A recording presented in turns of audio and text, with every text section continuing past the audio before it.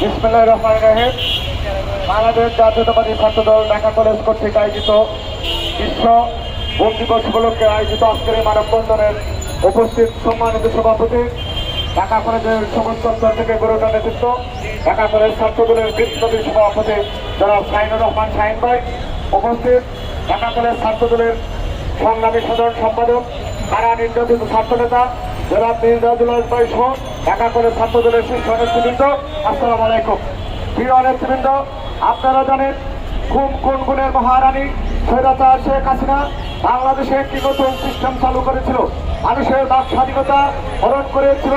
আমাদের সারা বাংলাদেশের হাজার হাজার নেতা কর্মীকে এই স্বৈরাচার শেখ হাসিনা সরকার গুম এবং হত্যা করেছে। আপনারা জানেন ছাত্রদলের সুনামী অতীত বিএনপির সাংগঠনিক সম্পাদক, ছাত্রদলের সাবেক সাধারণ সম্পাদক এম ইলিয়াস আলীর মতন শীর্ষ নেতাকেও আজ পর্যন্ত গুম করে রাখা হয়েছে।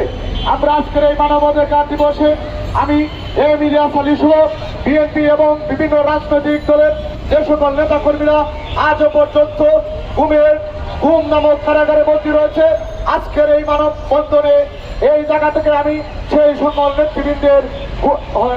সকল গুম হওয়া নেতৃবৃন্দের সন্ধান কামনা করছি এবং আজকের এই মানববন্ধন থেকে আরেকটি দাবি করছি, যারা এই খুনের সাথে জড়িত ছিল, স্বৈরাচার শেখ হাসিনা সহ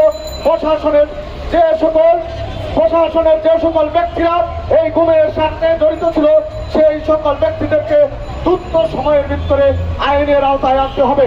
সেই প্রত্যয়টুকু ব্যক্ত করে আজকের মতো এখানে শেষ করলাম। খুদা হাফেজ। বাংলাদেশ জিন্দাবাদ। জাতীয়তাবাদী ছাত্রদল ঢাকা কলেজ শাখা জিন্দাবাদ।